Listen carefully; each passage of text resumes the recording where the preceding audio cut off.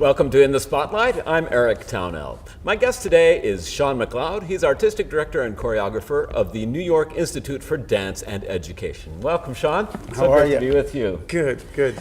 We are here today in the Panara Theater at the Rochester Institute of Technology campus here outside of Rochester. It's so great that we could get together here. You're doing a little guest teaching here, I think. Yeah, I'm doing a guest professorship here at RIT for the semester. Wonderful. And what I want to do, because of course, you know me in many capacities, so I want to say I'm the president and CEO of the New York Institute of Dance and Education. President and CEO. But I am the artistic director and whatnot of the Kaleidoscope Dance Theater, which of course is the other entity that you know of. That was the Kaleidoscope Dance Theater. So that's right. Obviously, there are a lot of functions, yes. And so you're a multifaceted guy. Right. I try to be.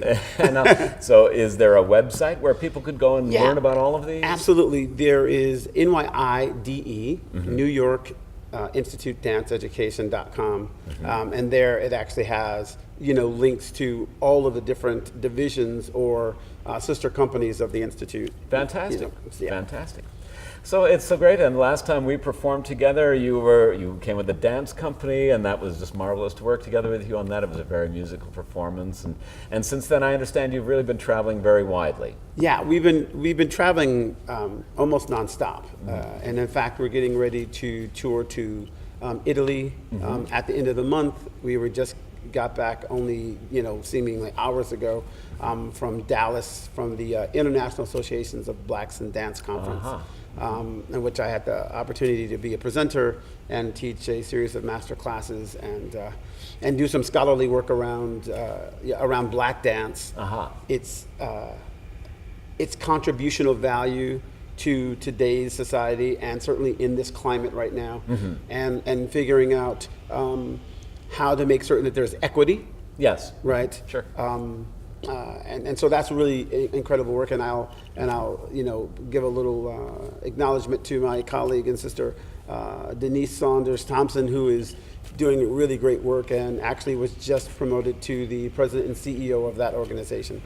So that's really brilliant. It was a really great conference. Oh, that's fantastic. And so now, when you travel, where are you traveling from? Your home base is in Auburn, New York? Well, our company is based both in Manhattan and in Auburn, New York. I see. And so I've always had this need to make certain that I keep one foot in Auburn, one foot in, if you will, Central New York or the Finger Lakes region, and the other foot anywhere on the globe, actually. But I think there's a reason for that. And as an African American male and a Black male business owner in Central New York, there's not very many. But in Auburn, there's less than a handful, if that.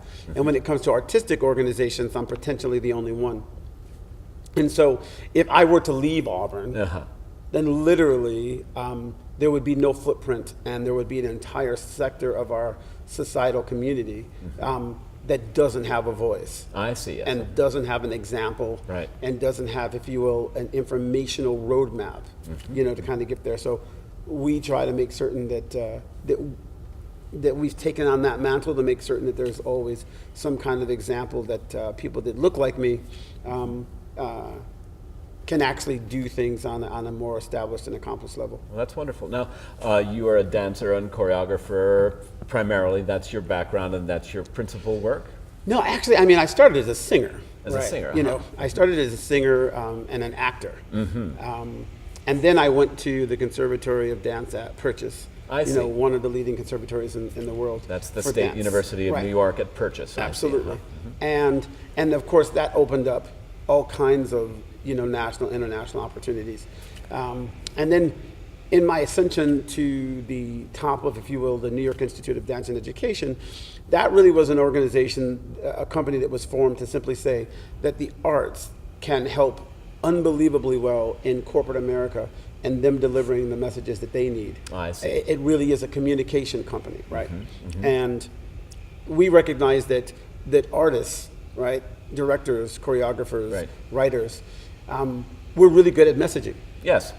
Right? And so that's really what we did. We became really good at helping people to first be able to evaluate what their message is. Yes. Right? And then the best way by which to get that message to the masses in a way in which it's memorable, that it is profound so that a person can actually act on it. And that in our case, hopefully that we have our clients also make certain that their message is useful. Right. That it's normally saying we lean toward giving people more stuff, giving them more access, more information. Now, did you found NYIDE? Are you the founder? I am the founder of the New York Institute of Dance and Education, and I sometimes like to, now that we're in, I think, our 25th year, I like to sometimes walk around that, right? Because at this point, the contribution of so many people have made that be a reality, and we have global branches and folks that teach our methodology in almost every industry. So the concept of being the founder is not so important to me anymore. I see. But being the president and working with so many different people who are actually making this work plausible and tangible, that's kind of where I try to leave my hat. That's fantastic. Now, for people in central New York, they would know Auburn, New York as the home of Harriet Tubman, and I understand you're very connected to that tradition as well. Yeah, I mean, it's the home of Harriet Tubman. It is the home of William Seward. And I also have a colleague in Auburn that would really be upset with me if I didn't say the home of William Case. So I always go around talking about what I call the twin personalities of Auburn and their history. But technically, it really is a trio, right? Because it's Harriet Tubman, it's William Seward, and it is also William Case, who, for those who don't know, was the inventor of sound for movies. Right? Sound for movies, And so just imagine, right? Had he not done his work, right, exactly. What we would be dealing with. And William Seward was Lincoln's Secretary of State, is that right? Right. He was Lincoln's Secretary of State. He was actually in line to be the president, and when he did not win that bid, in fact, the Book of Rivals really talks about those two gentlemen and how they were able to take their differences and to switch them. And Seward then became a very large supporter and protector of Abraham Lincoln and his legacy. Yeah. So when you travel, what do you travel with? Is it a dance company, and how many people are in it? What do you perform? When I travel normally in one of three different roles. Either I'm traveling as the president of the New York Institute of Dance and Education, the founder of Reaching for Higher Ground Consulting, which is literally the consulting arm of the Institute, by which gave us a more central ability to do work in corporate America. I see. Right. I see. So that when we're dealing with Fortune 500 CEOs or we're dealing with different kind of messaging, we have a lot of clients in the electronic health records industry. We normally use the doorway of the Reaching for High Ground Consulting to do that. I see. As well as when we're going into universities and going into public schools and private schools and doing frontline work, whether we're training teachers, whether we're training administrators. We normally do that work per se through the geyser of Reaching for Higher Ground Consulting. I see. We also do a very large amount of life coaching, and we do that both at the corporate level, dealing with CEOs. We do that at the human service level, where we're dealing with people that are in the human service industry. And we do both frontline and management in that regard. And a lot of times it's about human development, right? And so our particular product, which we have lined up to be our main thing in every company that we have, is emotional development and personality development. So that in every discipline, in every industry, it comes down to performance, right? True. Job performance. Absolutely. Right? And how you measure that. And how you measure that. And the reality is that it is far simpler, in my estimation, to help a person get the skill sets to be a nicer, gentler, more effective person than it is to actually replace their skill set. I see. Right. So what normally happens is, let's say that you have a person, I don't know, who's a world-class anything, but they literally disrupt the office and constantly turn the office of the corporation upside down. So then you have the management that normally gets to this place where they feel like they have to let that person go. And it is a monumental impact to their corporation because their skill set is just tremendous. And they've invested a lot in And they've invested a lot in them.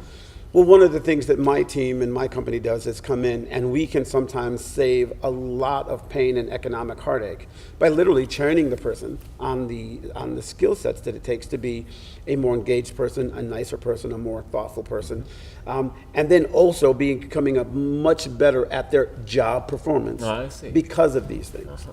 And is coming from your artistic background that you're able to do this? And do you bring artistic methods to this practice? I was raised by a gentleman, John A. McLeod, who was the Human Rights Commissioner in Auburn, New York, and ascended throughout the state.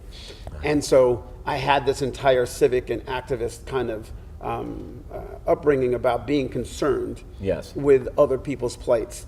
And so watching my father and the different leaders of the state, right, that would actually be sitting at my dining room table as a child. Wonderful. And so getting to see and hear them problem solve. And then this is where, we're talking about the handicap accessibility law just coming on the books and the conversations about that kind of stuff.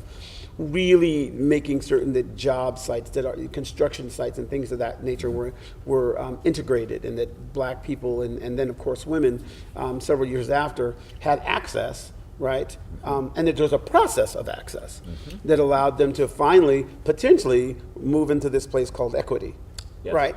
And so I have been able to be raised in that world, but the understanding that I got from performance, that there are tangible skill sets, that if you do The Lion King, right? Garth Fagan is a friend of mine, mentor and teacher and really good friend. He's the choreographer of He's the choreographer for The Lion King.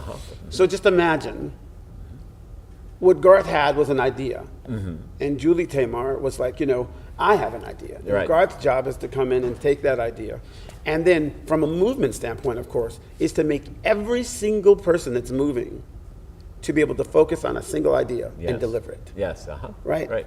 Well, in my estimation, if you can do that for a Broadway show, you can do that in a corporate office. Right. I see. So for me, it's like we constantly have to create harmony in order to be on stage, right? Very true. When you conduct, 150 voices and an orchestra, right?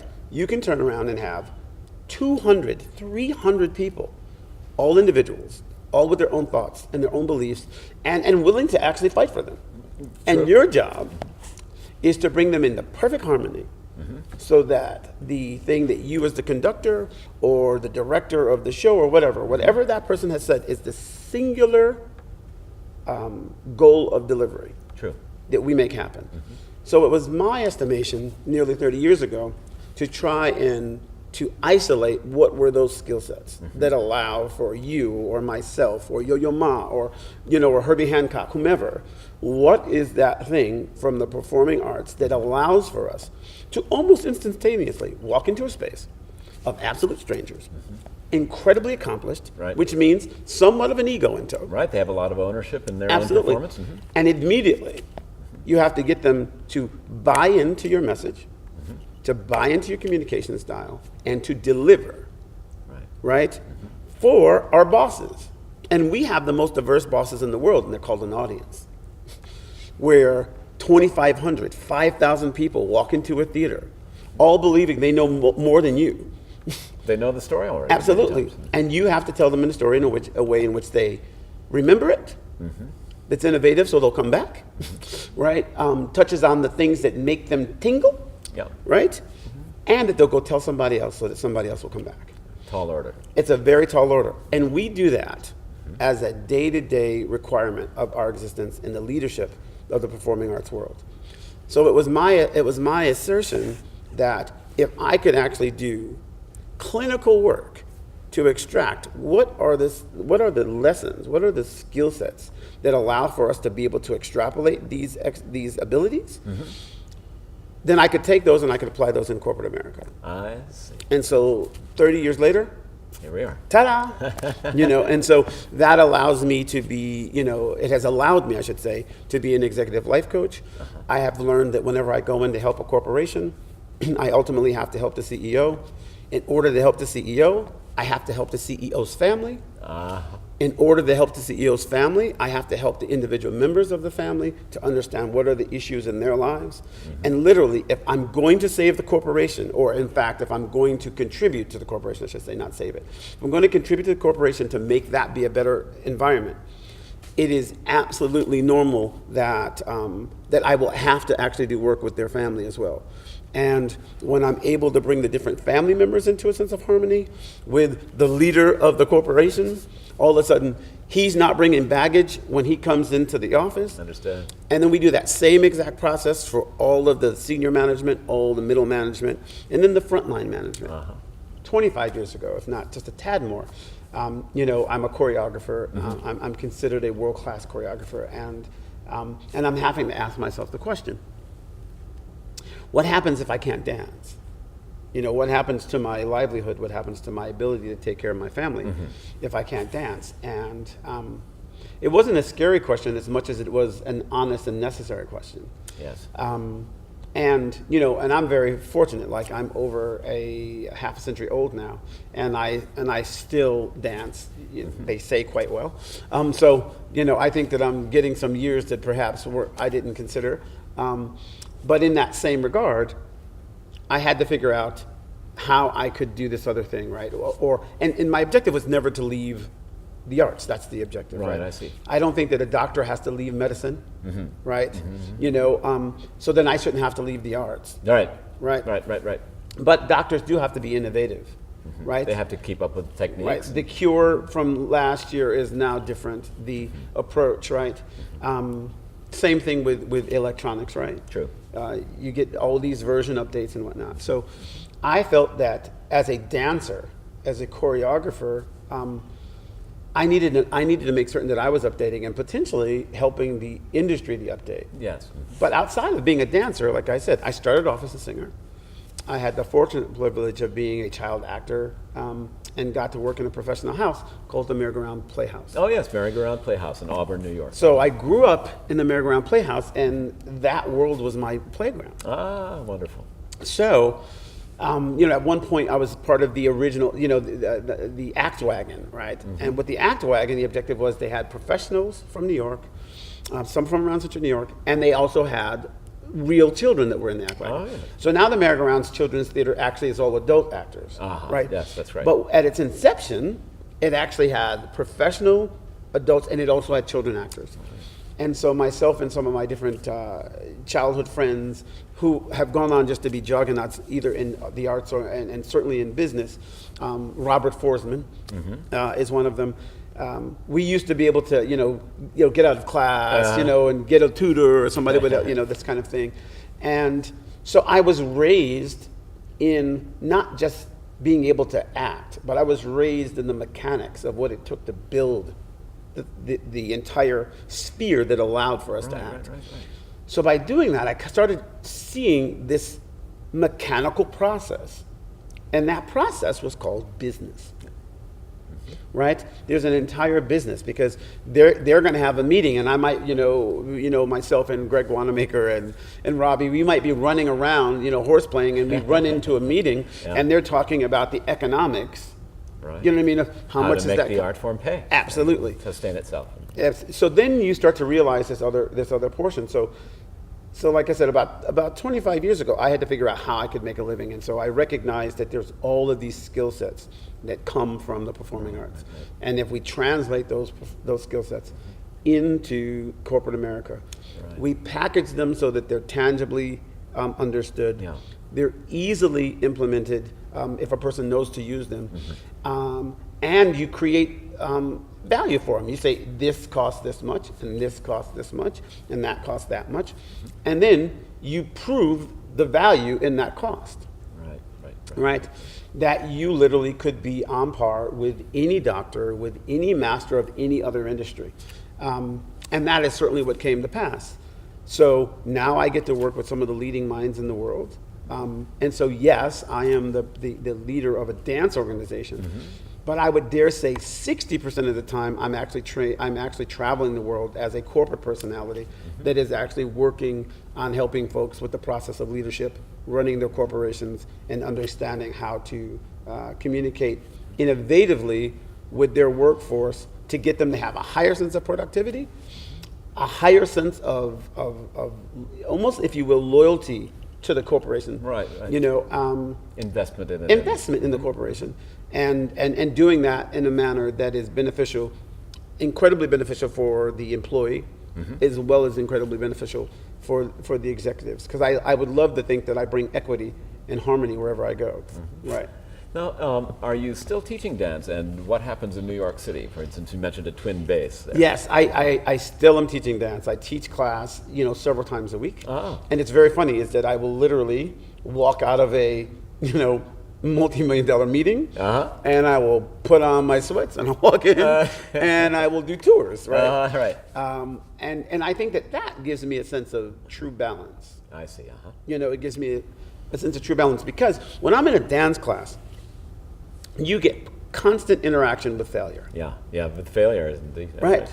And so that's really what I think the arts component can help executives get, is that I can create a very lifelike scenario that is painless but emotionally tangible, where they can actually simulate a failure so that they can learn from that emotion. Yes. And then they can start to do what I would like to call emotional push-ups. So they become stronger in this emotional sphere of personal and human interaction, right? So that they can start finding, is it really necessary to have 99% of the return? Right? Because what's lost, you might not be able to purchase, right? That personal condition of a person saying, I, as a frontline employee, will treat your business like it was my own. So I'll come early. I'll stay late. When the clock says 5, I'm going to stay a half an hour because I'm not done, and I really want to be done. To help leaders understand that that's the kind of employee and the kind of environment that you want to create, that makes certain that your product does not come back and you have to do a recall. Right? Because that person was absolutely, totally dead set against leaving it undone, leaving it ill-prepared, and without having ran all the checks and balances to assure that there was quality. And I think that so it's a very cool thing. I really love my job. That's great. That's a good place to be in. So you mentioned traveling to Italy during 2017. What kind of activities take you there? So here, when we go to Italy, the company, the Kaleidoscope Dance Theater. Oh, Kaleidoscope Dance Theater. Kaleidoscope Dance Theater is touring to Italy. I'll be teaching a series of master classes, and then the company actually will perform in one of the natural outdoor spaces, because as you realize, Europe is literally a theater. It is a theater, and so there's a wonderful performance, international concert, first of its kind in this particular construction for this host body. And so we are fortunate that we've gotten an invitation, so we're going to go over, and while there we're going to get to rejoin my dear colleague and whatnot, Lorian Beals Mesnada. Did I just say that? Lorian Beals, she used to be Mesnada. She's going to smack me for that. I used to say that name all the time. But anyway, she is a wonderful dancer and executive in Italy. And she works with us in Italy, and she's one of the folks that is certified in McLeod technique. McLeod technique. And Yes. This is a dance technique that you've developed? This is a dance technique. It is a dance technique as well as a philosophy. I see. That it is an emotional and philosophical philosophy that we physically can do, but there's a whole bunch of different life principles that we also espouse to. And those principles may not be necessarily original as much as that they're a collection of a whole bunch of things that are stated, if you will, in an innovative manner, so a person can quickly go, I'm with that. I believe that. Yeah. So now, Kaleidoscope Dance Theater, for instance, if you're interested in catching a performance, how does one find out about you, and where do you perform, and that kind of thing? One can go to kaleidoscopedancetheater.com. Okay. Right, and it has an entire litany of things that we're doing. You always can feel free, no, to actually book us anywhere in the country. And do you travel with a dance troupe then, 6 to 8 dancers, or? No, the company actually ranges in size between, literally any number that I need for the work I'm going to do. So if I'm going and we're doing solos and duets, then obviously I would have a small cast. But we can do 29. Like we can do a very large cast. I see. Because we actually were attempting to, again, innovate the model, right? So our objective is not just to get world-class dancers. We do that. But our objective is to get people that also believe in our philosophy and then go out and try to teach that at places. I see. So everybody in the corporation at one point or another becomes certified in McLeod technique. I see. And so they will go out and they'll do master classes and they'll do lecturing and they'll do these things both at the university and at the high school and junior high level. Wonderful. So we're really trying to say to people that dance does not have to be a degradative existence, right? There's this, right, because there's this thing in the arts that we have to really, right. And I guess I'm kind of challenging that. I mean, I know that there sometimes is a solitary component to being a world-class artist. I get that. And I know that teachers have to push us. I absolutely get that. But I'm not certain that they have to destroy us. Yeah.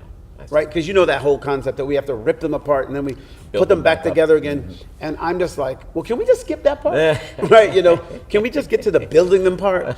And that's not to say that there should not be challenge. That's not to say, you know, I'm not, you know, one of those folks that everybody wins. I think that that's a really bad contention. I think everyone should not get a trophy. Right? You know, we're all not the same. Right. I think that looking at difference is the detail of art. Being able to identify and appreciate difference, that is the detail of art, right?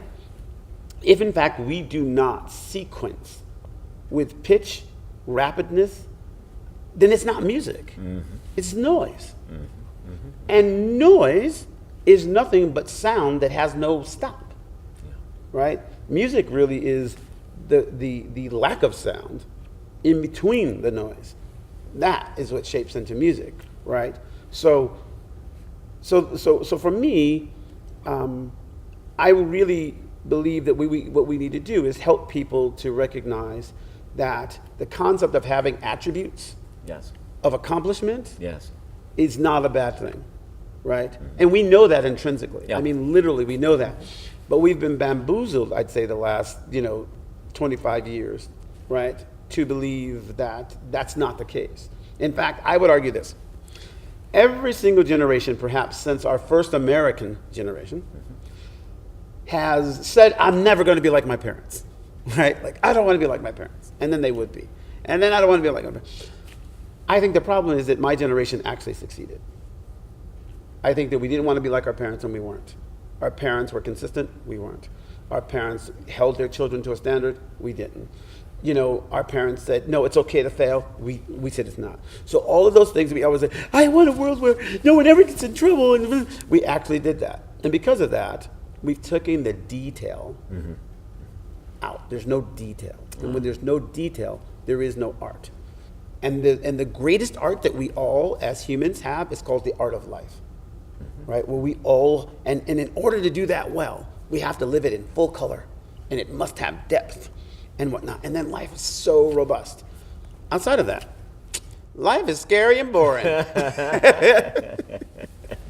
Well, it's been delightful to visit with you, Sean McLeod. And Sean is the president and CEO of NYIDE. You can find them at nyide.com. And that is the New York Institute for Dance and Education. And I think you can see that the concepts are very closely woven together in everything that you do, Sean. And everything. Thank you so much for being my guest in the Spotlight today. Thank you. And thanks for coming in. You know, I'm going to hug you. Be well and good luck. Take care. Thank you.